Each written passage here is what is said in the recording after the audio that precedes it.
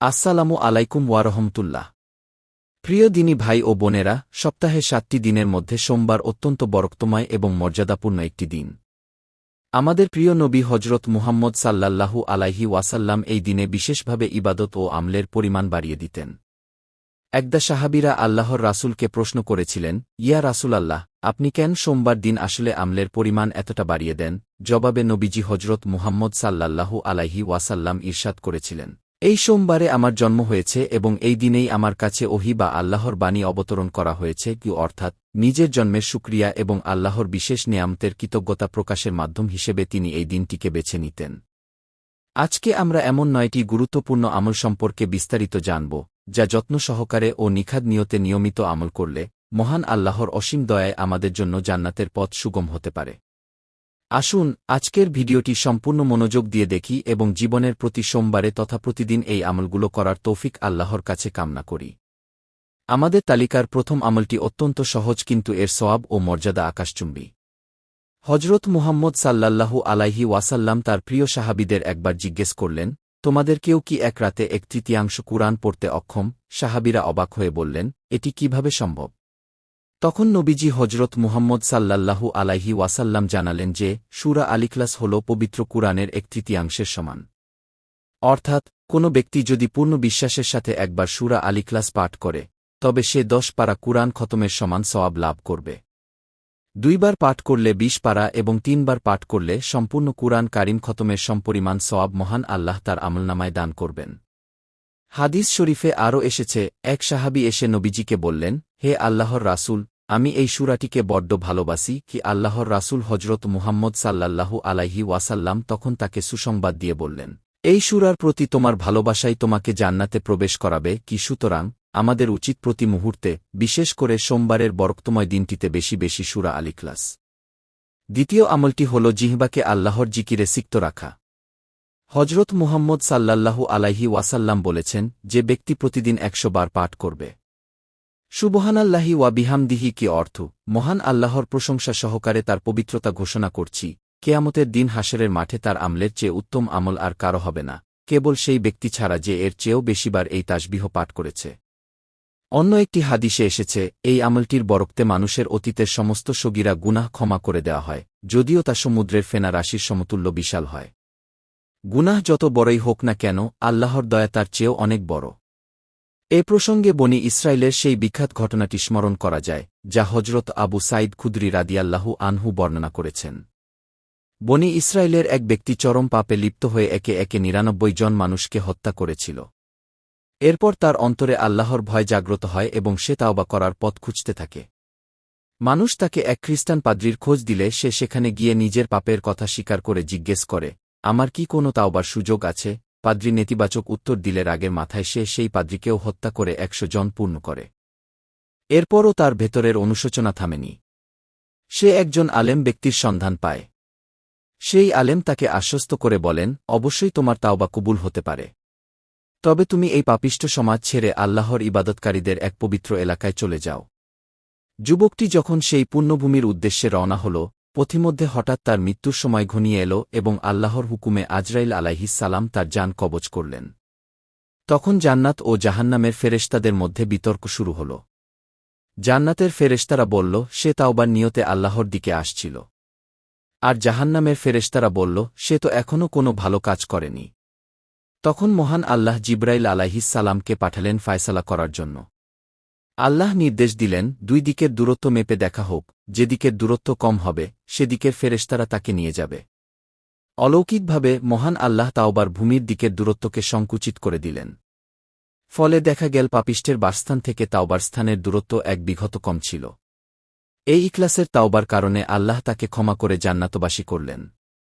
অতএব আমাদের উচিত প্রতিদিন, বিশেষ করে সোমবারে 100 বার সুবহানাল্লাহি ওয়া বিহামদিহি কি পড়ে আল্লাহর কাছে ক্ষমা চাওয়া। আমাদের 3 নম্বর আমলটি হল জীবনের সর্বদা সত্য কথা বলা এবং মিথ্যাকে চিরতরে বর্জন করা। ইসলামে সত্যবাদিতাকে জান্নাতের চাবিকাঠি বলা হয়েছে। হজরত মুহাম্মদ সাল্লাল্লাহু আলাইহি ওয়াসাল্লাম ইরশাদ করেছেন, তোমরা সত্যকে আঁকড়ে ধরো, কারণ সত্যবাদিতা মানুষকে পুণ্য ও তাকওয়ার দিকে নিয়ে যায়, আর পুণ্য মানুষকে জান্নাতের পথ দেখায়।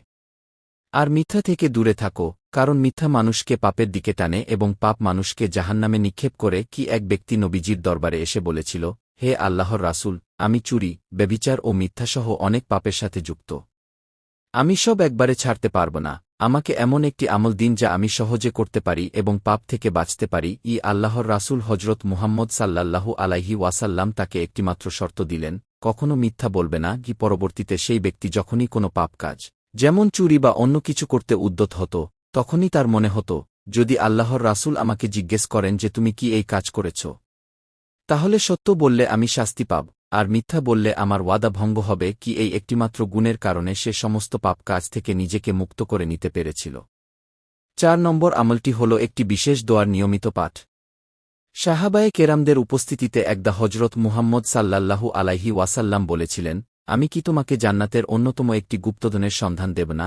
সাহাবীরা সাগ্রহে বললেন, অবশ্যই বলুন, হে আল্লাহর রাসূল। তখন নবীজি বললেন, সেই দোয়াটি হল লা হাওলা ওয়ালা কুওয়াতা ইল্লা বিল্লাহ। অর্থ, আল্লাহর সাহায্য ছাড়া পাপ থেকে ফিরে থাকার এবং পুণ্য কাজ করার কোনো সামর্থ্য কারো নেই। এই বাক্যটি আল্লাহর দরবারে অত্যন্ত প্রিয়। যারা নিয়মিত এটি পাঠ করবে, আল্লাহ তাদের জান্নাতের বিশেষ নিয়ামত ও গুপ্তধনের অধিকারী করবেন। আর জান্নাতে মুমিনদের জন্য সবচেয়ে বড় পুরস্কার হবে স্বয়ং মহান আল্লাহর দিদার বা দর্শন লাভ করা। জান্নাতীরা যখন সমস্ত নিয়ামত পেয়ে তৃপ্ত হবে, তখন আল্লাহ নিজের নুরানি পর্দা উন্মোচন করে তাদের সামনে দেখা দেবেন। সেই পরম সৌভাগ্য অর্জন করতে হলে আমাদের এই জিকিরটি বেশি বেশি করা প্রয়োজন। ৫ নম্বর আমলটি হল বেশি বেশি ইস্তিগফার বা আল্লাহর কাছে ক্ষমা প্রার্থনা করা। আমাদের প্রিয় নবী হজরত মুহাম্মদ সাল্লাল্লাহু আলাইহি ওয়াসাল্লাম নিষ্পাপ হওয়া সত্ত্বেও প্রতিদিন ১০০ বারের বেশি আল্লাহর কাছে তওবা ও ইস্তিগফার করতেন। প্রখ্যাত সাহাবী হজরত আবু মুসা আলাশারী রাদিয়াল্লাহু আনহু বলতেন, আমাদের জন্য পৃথিবীতে আযাবের বিরুদ্ধে ২টি নিরাপত্তা কবচ ছিল, একটি আল্লাহর রাসূলের সশরীরে উপস্থিতি, যা এখন আর নেই, এবং দ্বিতীয়টি হল ইস্তিগফার, যা কিয়ামত পর্যন্ত আমাদের মাঝে থাকবে। ইস্তিগফারের ক্ষমতা কতটা অসীম তা হজরত মুসা আলাইহিস সালামের আমলের একটি ঘটনা থেকে বোঝা যায়। একবার বনি ইসরায়েল গোত্রে তীব্র অনাবৃষ্টি দেখা দিল। মাঠের ফসল শুকিয়ে গেল, পশুপাখি পানির জন্য হাহাকার করতে লাগল। সমস্ত মানুষ একত্রিত হয়ে আল্লাহর নবী হজরত মুসা আলাইহিস সালামকে বলল, আপনি আল্লাহর সাথে কথা বলেন, আমাদের জন্য বৃষ্টির দোয়া করুন। হজরত মুসা আলাইহিস সালাম হাজার হাজার উম্মত নিয়ে খোলা ময়দানে দোয়ার জন্য দাঁড়ালেন। কিন্তু আকাশ থেকে এক ফোঁটা পানিও পড়ল না। তখন আল্লাহ ওহির মাধ্যমে জানালেন, হে মুসা, তোমার এই বিশাল মজলিসের ভেতর এমন এক যুবক রয়েছে, যে দীর্ঘ ৪০ বছর ধরে একটানা আমার নাফরমানি ও পাপ কাজে লিপ্ত রয়েছে। সে যতক্ষণ এই মজলিস থেকে বের না হবে, ততক্ষণ আমি বৃষ্টি বর্ষণ করব না। হজরত মুসা আলাইহিস সালাম মজলিসে দাঁড়িয়ে ঘোষণা করলেন, ৪০ বছরের সেই পাপী যুবক কে আছো? তুমি এখুনি মজলিস থেকে বের হয়ে যাও। তোমার কারণে আজ সবাই পানির অভাবে কষ্ট পাচ্ছে। যুবকটি বুঝতে পারল কথাটি তাকেই বলা হয়েছে। সে ভাবল, এখন যদি সে উঠে যায় তবে সবার সামনে লাঞ্ছিত ও অপমানিত হবে, আর যদি বসে থাকে তবে বৃষ্টি হবে না। সে চরম লজ্জিত হয়ে নিজের চাদরে মুখ ঢেকে অন্তরের অন্তঃস্থল থেকে আল্লাহর কাছে কাঁদতে লাগল। সে বলল, হে আল্লাহ, দীর্ঘ ৪০ বছর তুমি আমার পাপ গোপন রেখেছ, আমাকে সুযোগ দিয়েছ। আজ আমি লজ্জিত, আমি খাঁটি অন্তরে তোমার কাছে তওবা করছি। তুমি আমাকে ক্ষমা করো।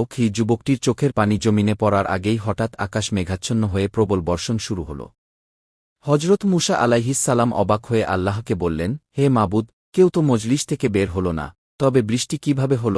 আল্লাহ রাব্বুল আলামিন উত্তর দিলেন, হে মুসা, যার কারণে আমি বৃষ্টি বন্ধ করেছিলাম, তার খাঁটি তাওবা ও ইস্তিগফারের কারণেই আমি আজ তোমাদের উপর রহমতের বৃষ্টি বর্ষণ করলাম। সুবহানাল্লাহ। ৬ নম্বর আমলটি হল ইস্তিগফারের শ্রেষ্ঠ দোয়া, যাকে সাইয়্যিদুল ইস্তিগফার বলা হয়। হজরত মুহাম্মদ সাল্লাল্লাহু আলাইহি ওয়াসাল্লাম এই দোয়ার ফজিলত সম্পর্কে বলেছেন, যদি কোনো ব্যক্তি পূর্ণ বিশ্বাসের সাথে সকালবেলা এই দোয়াটি পাঠ করে এবং সন্ধ্যা হওয়ার আগে তার মৃত্যু হয়, তবে সে জান্নাতবাসী হবে। একইভাবে কোনো ব্যক্তি যদি সন্ধ্যার সময় এটি পাঠ করে এবং রাতের যে কোনো অংশে তার মৃত্যু হয়, তবে সেও জান্নাতের উচ্চ মর্যাদা লাভ করবে। দোয়াটি হল, আল্লাহুম্মা আনতা রাব্বি লা ইলাহা ইল্লা আনতা খালাকতানি ওয়া আনা আবদুকা ওয়া আনা আলা আহদিকা ওয়া ওয়াদিকা মাশতাতাতু আউযু বিকা মিন শাররি মা শানাতু আবু লাকা বিনিমাতিকা আলাইয়া ওয়া আবু বিজামবি ফাগফিরলি ফাইন্নাহু লা ইয়াগফিরুয জুনুবা ইল্লা আনতা। জান্নাতের নিশ্চয়তা পাওয়ার জন্য এই দোয়াটি মুখস্থ করা এবং প্রতিদিন সকালে ও সন্ধ্যায় পাঠ করা আমাদের প্রত্যেকের জন্য অত্যন্ত জরুরি। আমাদের 7 নম্বর আমলটি অত্যন্ত চমৎকার একটি সামাজিক ও দ্বীনি আমল। রাস্তা থেকে মানুষের চলাচলের কষ্টদায়ক বস্তু সরিয়ে ফেলা। মেরাজের রাতে হজরত মুহাম্মদ সাল্লাল্লাহু আলাইহি ওয়াসাল্লাম জান্নাতে এক ব্যক্তিকে অত্যন্ত আনন্দে ও পরম শান্তিতে ঘুরে বেড়াতে দেখলেন। নবীজি জিব্রাইল আলাইহিসসালামকে জিজ্ঞেস করলেন, এই ব্যক্তি দুনিয়াতে এমন কি আমল করেছিল যার বিনিময়ে আল্লাহ তাকে জান্নাতে এত বড় মর্যাদা দিলেন?